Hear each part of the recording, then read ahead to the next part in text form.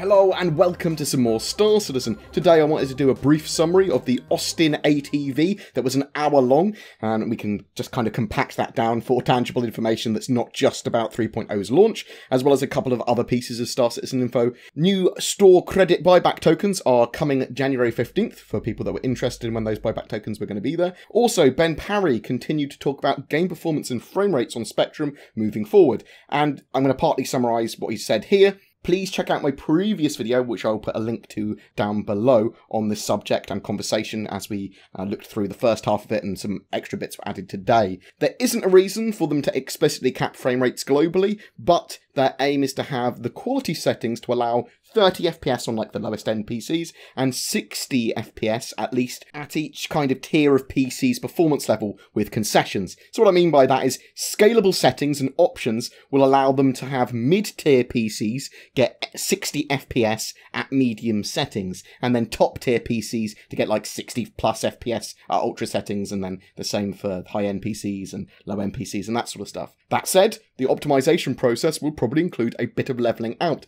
Suppose one area were 50% slower than the rest of the game for a 1% visual benefit. That's going to be a bad experience for a lot of people, so the whole art team would probably try and bring it in line with everything else. Conversely, if there's an area that looks pretty good but has really great performance, they might see if they can pretty that area up a bit further, since there's a budget, basically resource-wise, to spend on getting that to 60 frames at the high settings or whatever. They have this budget to spend on areas and frame rates, and they have to try and balance it out so they have the highest quality looks, but also at a usable frame rate for PC gaming, which is 60 frames per second is the sort of target. But obviously if you have an incredibly powerful rig, you'll be able to get 60 plus frames per second, 120 frames per second at these super ultra settings. Now let's move on to the Austin Studio update and ATV.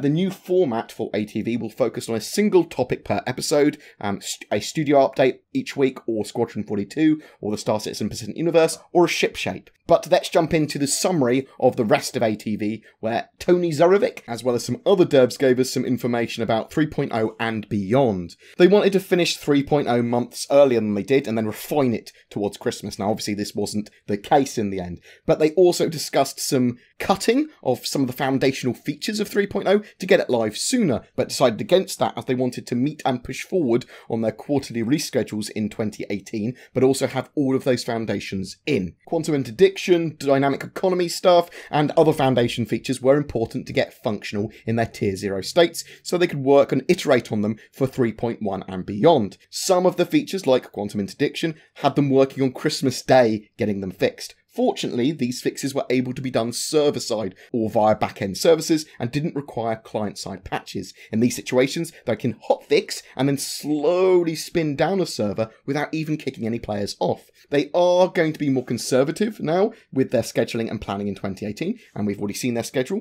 which I will chuck another link to down below.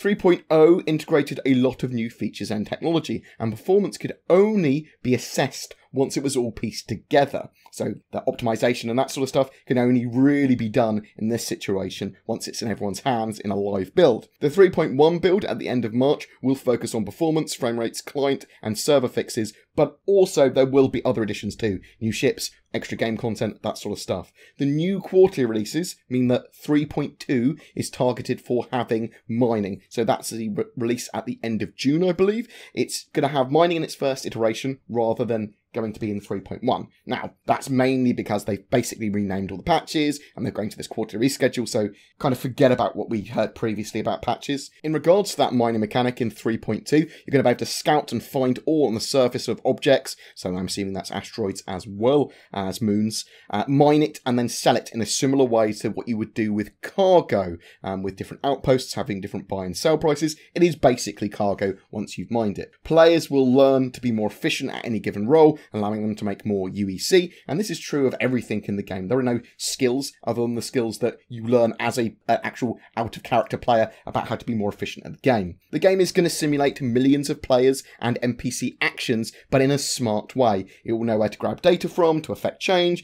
and will send the relevant data back to the player or given area or the server or whatever. They are moving towards the use of server meshing now. That is planned to allow multiple servers to run areas and systems in the game based on population of that area. area. So no more exclusive single servers with caps of 50 players, though that is a little way off at the moment, getting server meshing in. They're working on it. It might be that they have to go, no, we can't use server meshing. We have to go to a different method. But the hope, and it is quite likely at the moment, that they will be able to do that. And that would mean every player in the same server effectively. It's important for CIG to make sure they are running the latest virtual machines and the best possible servers with the best possible CPUs, and they adopt any new technology or leverage any power that they can from Amazon Web Services. Moving forward, the Delta Patcher is going to be really, really helpful with patch iteration and hotfixes too. There was some cool information about how some of the AI is going to work in regards to generating events and missions and stuff. They're going to define areas of space where events can happen, like finding a wreck or getting quantumly interdicted by pirates, and these will be affected by probability volumes,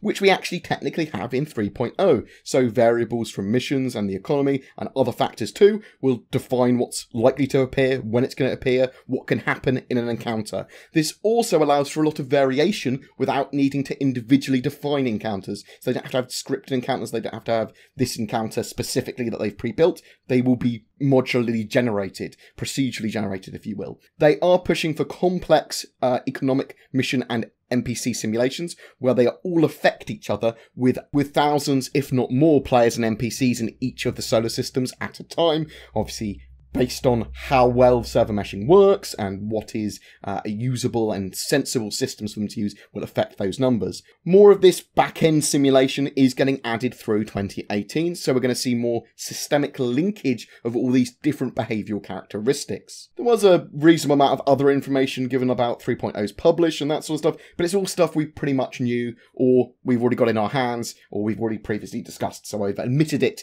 from this summary. Every month we have a giveaway. For January, it's for a Hammerhead gunboat donated by our featured org, IDF, the Intergalactic Defence Force. They're a lawful org that focus on trade, security, escorting, and teamwork, but will also dabble in other areas of the game, so you're not going to be missing anything. Links below if you're interested in checking them out. They have an active Discord and are active in 3.0 now. All you need to do, however, to be in for a chance of winning that Hammerhead is be subscribed to my YouTube channel and then comment on any of my Star Citizen videos during that month. Do you have any questions about the news, about the studio updates, about Star Citizen or Squadron 42's development, gameplay mechanics, anything, chuck them in the comments below. A special thank you to my Patreons who allow me to create the amount of content I do. If you're interested in becoming one of them, there are links down below for that as well. Please don't forget to like and subscribe, as it genuinely does help me, and I'll see you in the verse.